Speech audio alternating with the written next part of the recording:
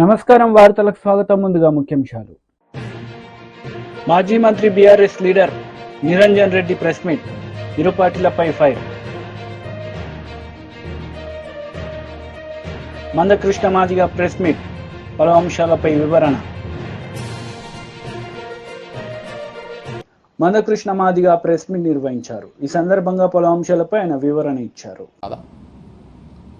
SC ST BC ప్రయోజనాలను దెబ్బతీసినట్టు కాదా? కాబట్టి రేవంత్ రెడ్డి గారు సర్కారు ఎస్సీ ఎస్టీ బీసీలను నమ్మించడానికి ఎన్నికల ముందు డిక్లరేషన్ చేయించిండ్రు, మా వర్గాలతో చేయించిండ్రు, మా వర్గాలు నమ్మించిండ్రు, ఓట్లు వేయించుకున్నారు, అధికారం అగ్రకులాలకు వచ్చిండ్రు, అనగాన వర్గాల అవకాశాలన్నీ అగ్రకులాలకు దోచిపెట్టడానికి ప్రయత్నం చేస్తుండ్రు. అందులో భాగమే ఇప్పటి వరకు 1 గంట సమయంలో ప్రభుత్వ అధికారులతో చర్చించి నిర్ణయం తీసుకోవాల్సిన జీవో తీయాల్సిన ఎస్సీ తీయలేదు. 50% తమిళనాడు ప్రభుత్వం అమలు చేసినప్పుడు దాని ఆధారంగా ఇక్కడ కూడా 50% మినిమం ముందు అమలు చేయవచ్చు. బీసీలది దాన్ని అమలు చేస్తలేరు. దీనికి కుంటి సాకులు కులగణన నిర్వహించిన తర్వాతనే చేస్తామని చెప్పి మరి 6 నెలల్లో ఎవరు ఆపిండ్రు? 6 నెలలలోపు డిక్లరేషన్ ప్రారంభంగా 6 నెలలలోపు రిజర్వేషన్లు ఇవ్వాలి కదా, ఎవరు ఆపిండ్రు? ఎవరు ఆపలేదు. అంటే ఉద్దేశం లేదు. ఈ వర్గాల అభివృద్ధికి కట్టుబడి ఉండాలి, ఈ వర్గాల ప్రయోజనాలకు పెద్దపీట వేయాలనే ఉద్దేశం లేదు. ఎంత లేదంటే ముస్లిం డిక్లరేషన్ చేయడానికి ఖుర్షీద్ అహ్మద్ వచ్చిండు, కానీ ముస్లింలందరూ 80% పైగా కాంగ్రెస్ ఓట్లేసిండు కానీ అసెంబ్లీ ఎప్పుడు సరే ఇప్పుడు కూడా వేసిండ్రేమో. మరి ముస్లింను తీసుకొచ్చి డిక్లరేషన్ చేసిన మీరు రేవంత్ రెడ్డి గవర్నమెంట్లో అసలు ముస్లిం మంత్రి ఎందుకు లేడు? రేవంత్ రెడ్డి క్యాబినెట్లో ముస్లిం మంత్రి ఎందుకు లేడు? ఇప్పుడు చెప్పండి. ఎస్సీ ఎస్టీలు నమ్మించడానికి ఎస్సీ ఎస్టీ లీడర్ని తీసుకొస్తారు, బీసీలు నమ్మించడానికి బయట రాష్ట్రం నుంచి బీసీ లీడర్ని ఎంఆర్పీఎస్ తీసుకుంటుందని ఎస్సీ ఎస్టీ బీసీ మేధావులందరూ ఈ విషయంలో మరో ఉద్యమానికి మన విద్యార్థులను, నిరుద్యోగులను, ప్రజల్ని సిద్ధం చేయడానికి మేధావులందరూ ముందుకు రావాలని చెప్పి నేను విజ్ఞప్తి చేస్తున్నాను. ధన్యవాదాలు.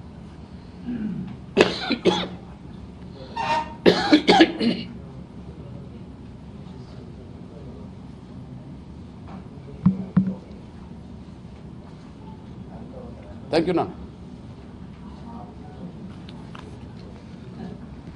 రైట్. సిద్ధరామయ్య ఫోటో వచ్చిందా?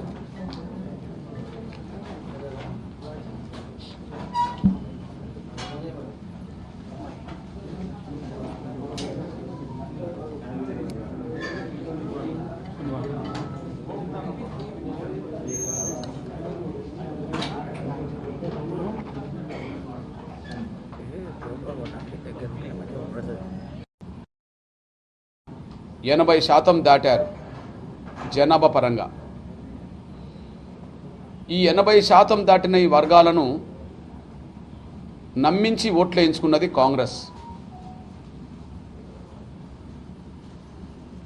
అధికారంలోకి వచ్చినాక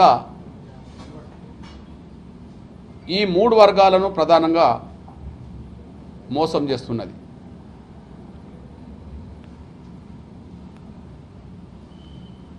ఈ ఎస్సీ ఎస్టీ బీసీలను మోసం చేస్తున్న రేవంత్ రెడ్డి గారి సర్కారుకు వ్యతిరేకంగా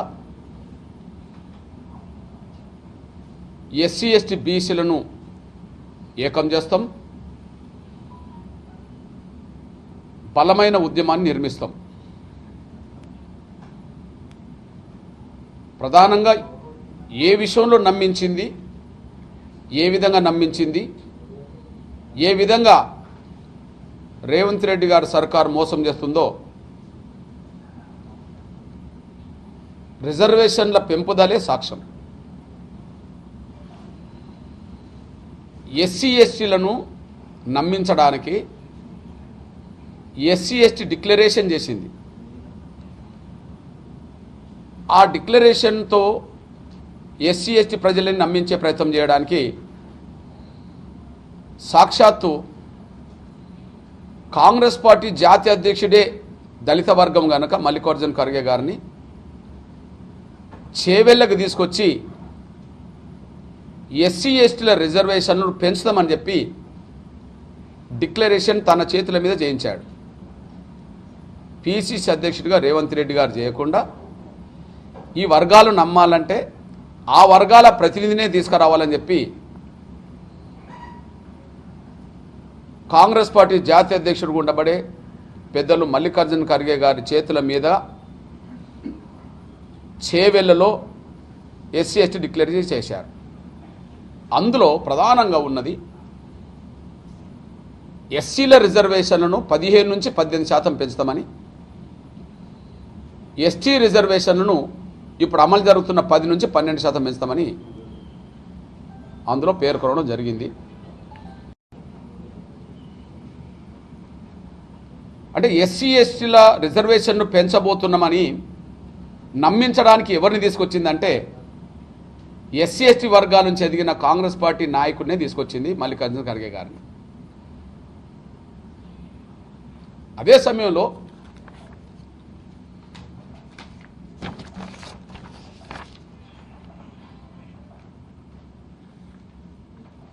మల్లికార్జున ఖర్గే గారు రెండోది కులగణన చేసి 6 నెలలలోపే రిజర్వేషన్ను పెంచుతామని, కులగణన చేసి 6 నెలలలోపే రిజర్వేషన్ను పెంచుతామని బీజేపీ లీడర్ మీడియా సమావేశం నిర్వహించారు. ఈ సందర్భంగా పలు అంశాలపై ఆయన మాట్లాడారు. ఏ నాయకుడికి లేదు. మోదీ కావాలని దేశ ప్రజలు అనుకుంటున్నారు.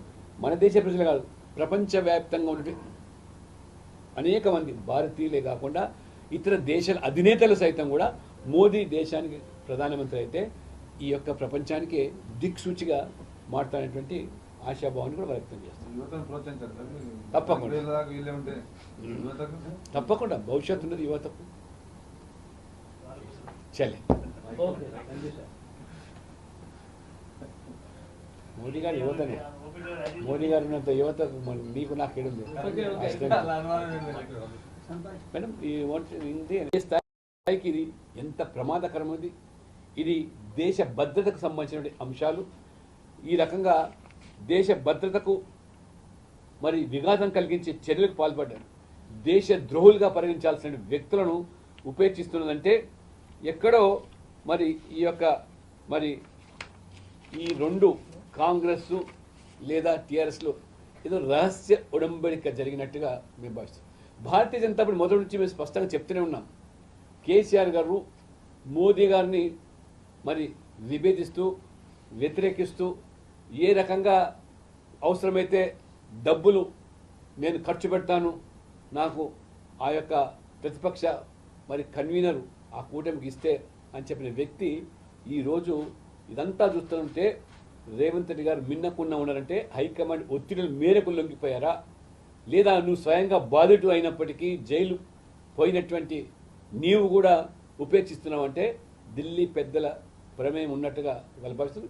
నేను మొదటి నుంచి చెప్పాను కూడా, ఈ ఎన్నికల తర్వాత ఖచ్చితంగా బీఆర్ఎస్ కాంగ్రెస్లో విలీనం కావడం ఖాయము, అదే లేదా ఆ కూటమిలో చేరడం ఖాయమని. అయినా ఇవాళ ఈ దర్యాప్తుల పేరు మీద దాన్ని జాప్యం చేస్తూ ఈ రకంగా ఫోన్ ట్యాపింగ్ విషయంలో కూడా చాలా మెతకగా వివరిస్తూ, విచిత్రం ఏంటంటే ఈ ఫామ్ హౌస్ ఎమ్మెల్యేల కొనుగోలు ఎపిసోడ్ అంతా కూడా మేము మొదటి నుంచి ఇది డ్రామా నాటకే ఫకీలో ఆనాడు ముఖ్యమంత్రి గారు మరి తన బిడ్డను కాపాడుకోవడానికి చేస్తున్న తతంగం అంటే ఆ రోజు ఎవరు కూడా నమ్మలేదు. ఇదే కాంగ్రెస్ పార్టీ బీఆర్ఎస్ బీజేపీ ఒకటి అనే నేరేటివ్ క్రియేట్ చేసి రాజకీయంగా లాభపడ్డ విషయం వాస్తవమే. కానీ ఇప్పుడు ఈ వాంగ్మూలంలో చాలా స్పష్టమవుతున్నది. ఎందుకంటే ఇది ఆ రోజు తన బిడ్డ కవిత ఏదైతే ఈ యొక్క మద్యం కుంభకోణంలో కూరుకుపోయిందో ఆ మద్యం కుంభకోణం నుంచి తప్పించడానికి చేసిన ప్రయత్నమే ఈ ఫోన్ ట్యాపింగ్. ఆ రకంగా ఢిల్లీ పెద్దలను బీజేపీ పెద్దలను ఇరికించి ఏదో రకంగా కవితను గట్టెక్కించడానికి చేసినటువంటి మరి కుట్రలు చర్యలు అని చెప్పి కూడా ఈ వాంగ్మూలంలో మరి బయటపడుతున్నది.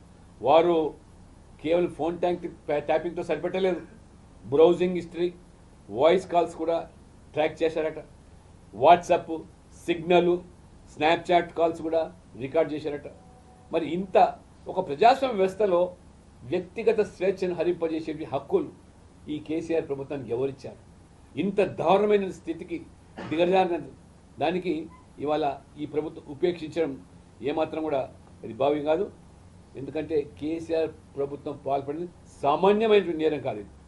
ఇవాళ దేశ ద్రోహానికి సంబంధించిన అంశమైతే, దేశ భద్రతకు సంబంధించిన అంశమైతే, వ్యక్తిగత జీవితాలు కూడా ఏ రకంగా చొరబడి మరి ఆ నీచమైన స్థాయికి దిగజారినటువంటి మీద ఈరోజు ఎందుకు మరి ఈ యొక్క రేవంత్ రెడ్డి ప్రభుత్వం మరి ఉపేక్షిస్తున్నదో అందుకనే మేము భారతీయ జనతా పార్టీ చాలా స్పష్టంగా నీకు ఏమాత్రం చిత్తశుద్ధి ఉందా రేవంత్ రెడ్డి గారు నీ మీద ఒత్తిడి లేవని నీకు ఢిల్లీ పెద్దల నుంచి మరి భావించినట్టయితే వెంటనే ఈ దుర్మార్గమైనటువంటి ఈ దారుణమైనటువంటి ఘోరమైన చర్యలకు ఒడిగట్టినటువంటి ఆ యొక్క పాత్రదారులతో పాటు సూత్రధారులను కూడా అందులో ఖచ్చితంగా మీరు చర్యలు తీసుకోవాల్సిన అవసరం ఉంది దానికి మరి వెంటనే సిబిఐ దర్యాప్తు ద్వారా నీళ్లకు నీళ్లు పాలకు పాలు తేల్చాల్సిన బాధ్యత మీ మీద తప్పితే లేనట్లయితే మరి ఈ యొక్క 10 జనపద ఆదేశాలకు అనుగుణంగా మరి లొంగిపోయినట్టయితే ఇవాళ బీఆర్ఎస్ పట్టిన గతే కాంగ్రెస్ పడుతుందని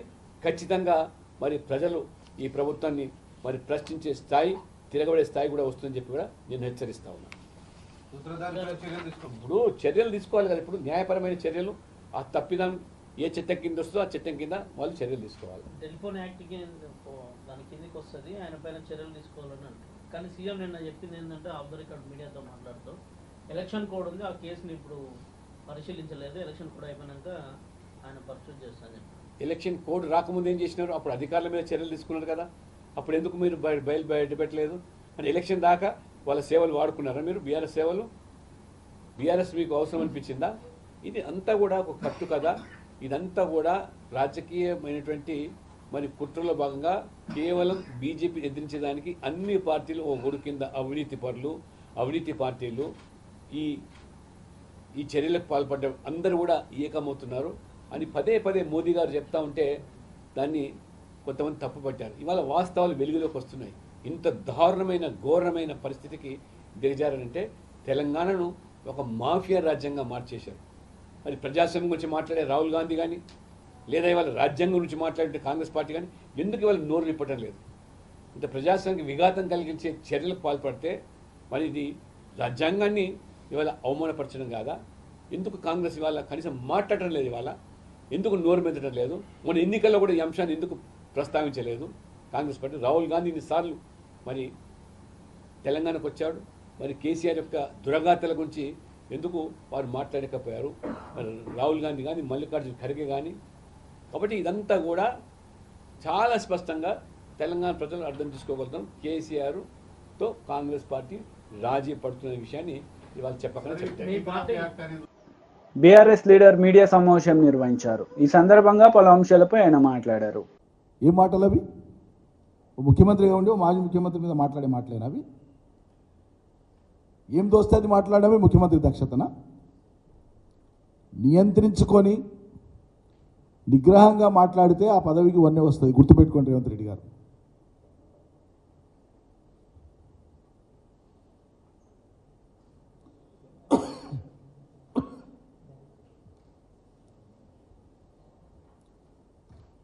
అందువల్ల ఇప్పటికైనా మీరు ఇచ్చిన మాటలకు కట్టుబడి వాటిని అమలు చేసే దాని మీద దృష్టి పెట్టండి నిజంగానే ప్రభుత్వం దగ్గర కానీ ఏదైనా నిర్దిష్టమైన సమాచారం ఉంటే చట్టబద్ధ సంస్థల ద్వారా మీరు చేసే పని చేసుకోండి దానికి డైలీ వారి ప్రచారం అవసరం లేదు అడ్వర్టైజ్మెంట్ అవసరం లేదు ఇంకా చూడబోతానంటే వీళ్ళు పేపర్ యాడ్స్ టీవీ యాడ్స్ ఇచ్చి కూడా ప్రచారం చేయించేటట్లున్నారు ఈ ఆరోపణల మీద వాళ్ళు ఓవర్ ఎంతూజియాజం అట్లా కనిపిస్తుంది ఎగ్జైట్ అయి ఉన్నారు అంతా ఇది మంచిది కాదు శ్రేయస్కరం కాదు ప్రభుత్వాన్ని నడిపే తీరు ఇది కాదు దయచేసి restrain your self refrain from doing such things thank you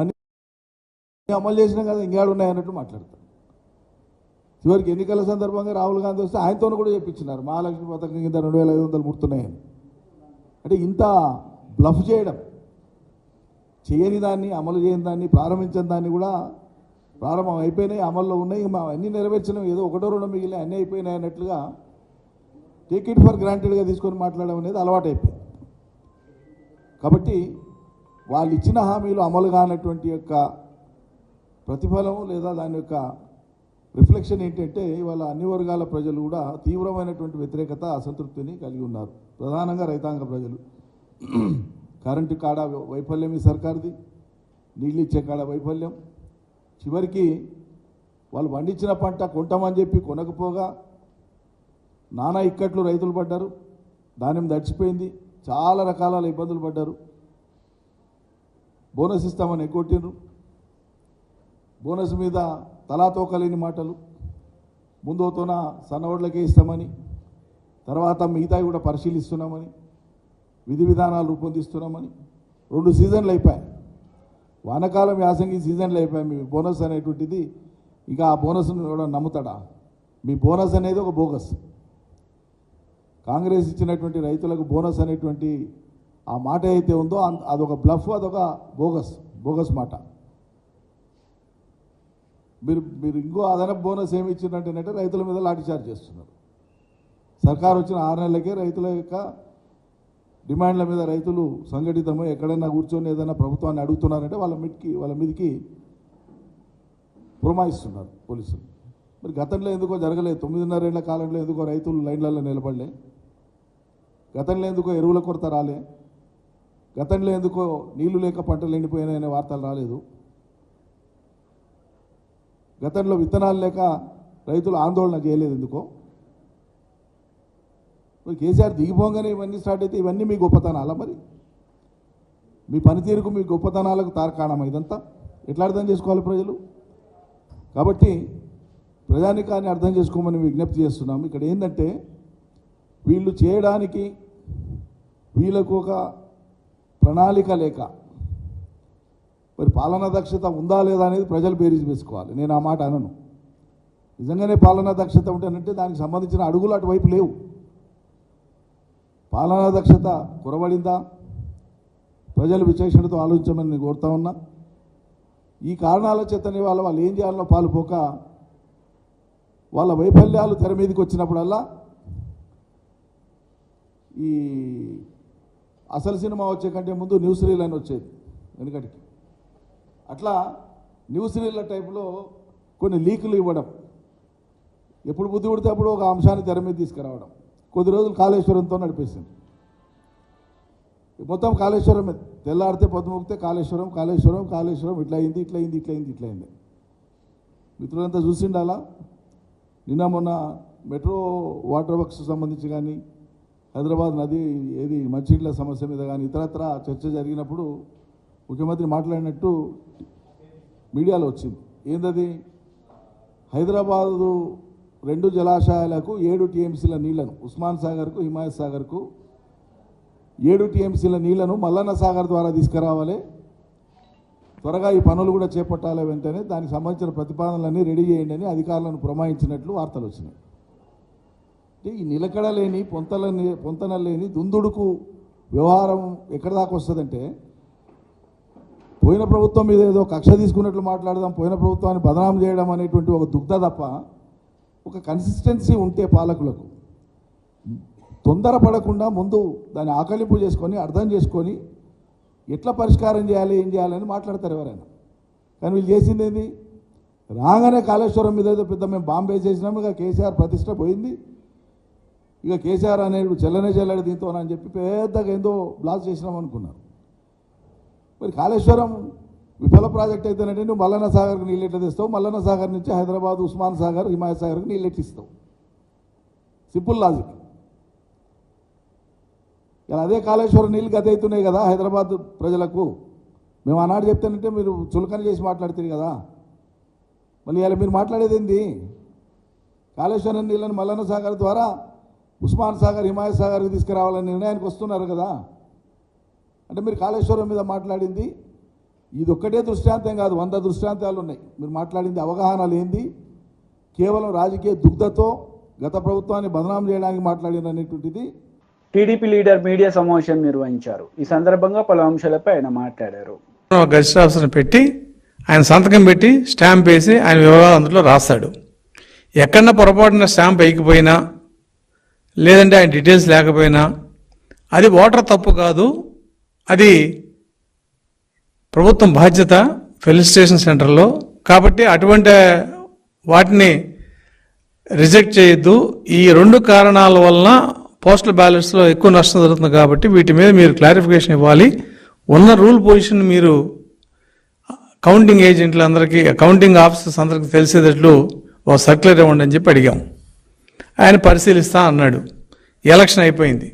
అయిపోయిన తర్వాత 18వ తారీఖున మళ్ళీ మేము ఆ రోజున పలానా కాగితం ఇచ్చాము, దాని మీద ఇప్పుడు మీరు ఒక క్లారిఫికేషన్ ఇవ్వాలి, లేదంటే రేపు కౌంటింగ్లో ఇబ్బంది అవుతుంది, మరి ఎలక్షన్ అయిపోయింది కాబట్టి దీని మీద మీరు ఖచ్చితంగా ఒక నిర్ణయం తీసుకోవాలని చెప్పినప్పుడు నేను మీరు చెప్పిన రూల్ పొజిషన్ కూడా చదివాను, ఒక్కసారి అవసరమైతే ఢిల్లీ ఆఫీస్తో కూడా మాట్లాడి నేను దీనికి క్లారిఫికేషన్ ఇస్తానని చెప్పి 25/5/2024 ఆయన క్లారిఫికేషన్ ఇవ్వడం జరిగింది.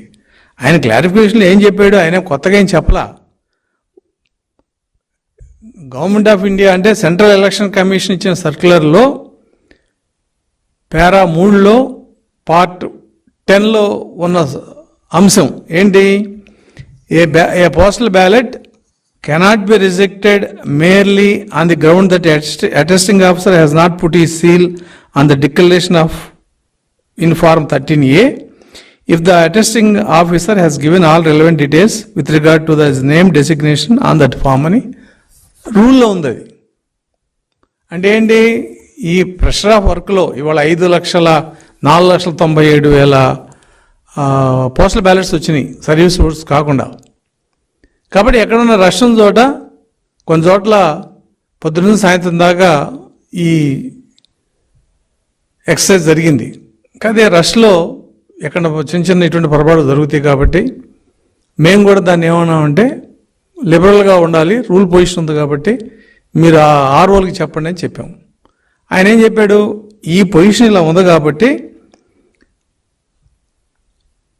ఆ గెజిటెడ్ ఆఫీసర్ ఎవరైతే స్టాంప్ వేయలేదో ఆయన వివరాలు అందుట్లో ఉంటాయి కాబట్టి ఆ వివరాలని మీరు అన్ని జిల్లాల్లో షేర్ చేసుకోండి. ఎందుకంటే నా ఓటు వేరే జిల్లాలో ఉండి నాకు ఎలక్షన్ డ్యూటీ వేరే జిల్లాలో ఉంటే నేను ఎక్కడ పని చేస్తున్నా అక్కడికి వెళ్ళి ఓటేయాల్సి వచ్చింది.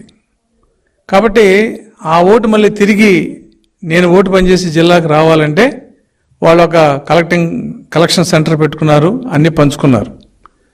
కాబట్టి అందరు ఆర్ఓలకి, ఈ రాష్ట్రంలో 175 మంది ఆర్ఓలకి కూడా ఈ డీటెయిల్స్ ఏ గెజిటెడ్ ఆఫీసర్ అటెస్ట్ చేశాడనేది పంపించండి అని చెప్పి ఆయన చెప్పాడు.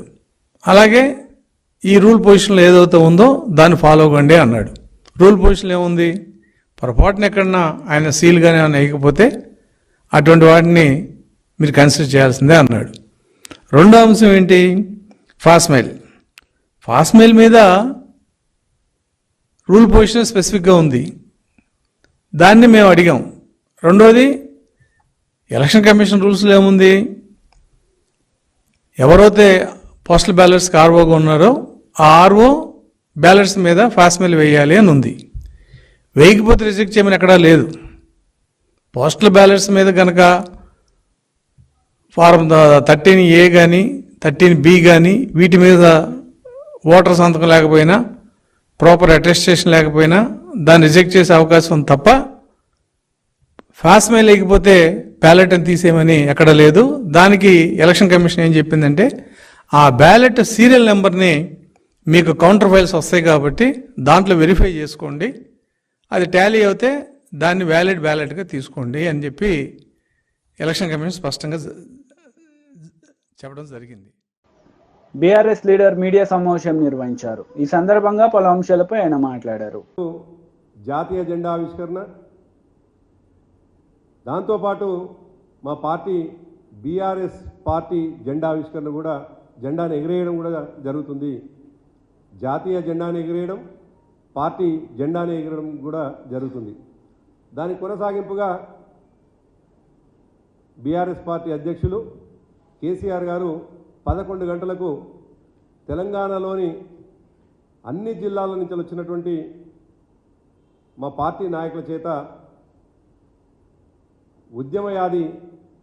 ఉద్యమ సందర్భంగా జరిగినటువంటి అనేక ఘట్టాలు, దాంతోపాటు 10 సంవత్సరాలు జరిగినటువంటి అభివృద్ధి విషయంలో కూడా ఒక సభ నిర్వహించడం జరుగుతుంది. దాని కొనసాగింపుగా దాంట్లో భాగంగానే పక్కనే ఉన్నటువంటి కళింగ ఫంక్షన్ హాల్లో తెలంగాణ ఉద్యమ యాదికి సంబంధించినటువంటి ఫోటో ఎగ్జిబిషన్ కూడా నిర్వహించడం జరుగుతుంది. వీటితో పాటు మేము 3 రోజుల ఉత్సవాలు జరుపుకుంటా ఉన్నాం కాబట్టి ముగింపుగా 3వ రోజు ప్రతి జిల్లాలో జిల్లా పార్టీ ఆఫీసుల్లో మా జిల్లా పార్టీ అధ్యక్షులు జాతీయ జెండాని ఎగిరేయడం, అదేవిధంగా పార్టీ జెండాను కూడా ఎగిరేయడంతో పాటు ఆ రోజు ఆయా ప్రాంతాల్లో ఉండేటువంటి ఆసుపత్రుల్లో పండ్ల పంపకం కావచ్చు, రోగులకు అక్కడ ఉన్నటువంటి పరిస్థితులలో సహకారం చేయడం కావచ్చు, ఈ విధంగా మా పార్టీ నాయకులందరూ కూడా ఆ కార్యక్రమంలో పాల్గొంటారు. మరి తెలంగాణ ఉద్యమం జరిగినటువంటి సందర్భంలో తెలంగాణను కాంక్షించినటువంటి, తెలంగాణ రావాలని బలంగా కోరుకున్నటువంటి ఉద్యమ సంస్థ, ఉద్యమ నాయకులు ఒకవైపు 3 రోజుల ఉత్సవాలు నిర్వహిస్తూ ఉంటే, ఉత్సవాలు జరుపుకుంటుంటే, ఇవాళ ఈ ప్రభుత్వం దుర్మార్గంగా అనేక కార్యక్రమాలకు, అనేక దుర్మార్గమైనటువంటి ఆలోచనలకు తెర లేపడం అనేటువంటిది బీఆర్ఎస్ పార్టీ తీవ్రంగా ఖండిస్తూ ఉన్నది. ఇప్పటికే వినపడతా ఉంది అక్కడక్కడ. ఇప్పటికే అధికారిక చిహ్నమైనటువంటి తెలంగాణ రాష్ట్ర చిహ్నంలో ఉన్నటువంటి వాటిని అన్నిటినీ కూడా తీసేస్తాం అని చెప్పేసి ప్రకటన రావడం అనేటువంటిది చాలా దురదృష్టకరం. ఒకవేళ ఆనాటి ఇప్పుడు ఉన్నటువంటి ఉద్యమ చిహ్నంలో, మన రాష్ట్ర చిహ్నంలో ఉద్యమానికి సంబంధించిన ఆనవాళ్ళు కావచ్చు, ఉన్నటువంటివి వాళ్లకు రాచరికపు ఆనవాళ్ళు అనిపిస్తే, నిజానికి ఆనాడు జరిగినటువంటి అభివృద్ధికి సంబంధించినటువంటి అన్నిటి మీద కూడా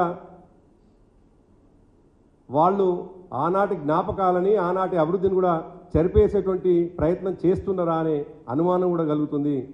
ఇవాళ కాకతీయులకు సంబంధించినటువంటి కళా తోరణాన్ని తీసేస్తాం అని చెప్తున్నటువంటి ప్రభుత్వం, మరి కాకతీయులు కట్టినటువంటి గొలుసు కట్టు చెరువులు కూడా తీసేస్తారా? వాటిని కూడా విధ్వంసం చేస్తారా? ఆనాడు నిర్మాణం చేసినటువంటి దేవాలయాలు, అనేక దేవాలయాలు ఉన్నాయి, వాటిని కూడా ధ్వంసం చేస్తారా? అదేవిధంగా అసఫ్జాయిల కాలం కావచ్చు. వార్తలు ముగించే ముందు ముఖ్యాంశాలు మరోసారి. మాజీ మంత్రి BRS leader Niranjan Reddy press meet, ఇరు పార్టీలపై fire. Manda Krishna Madiga press meet, పలు అంశాలపై వివరణ. ఈ వార్తలు ఇంతటితో సమాప్తం. తిరిగి ప్రసారమయ్యే వార్తలు మళ్ళీ కలుద్దాం.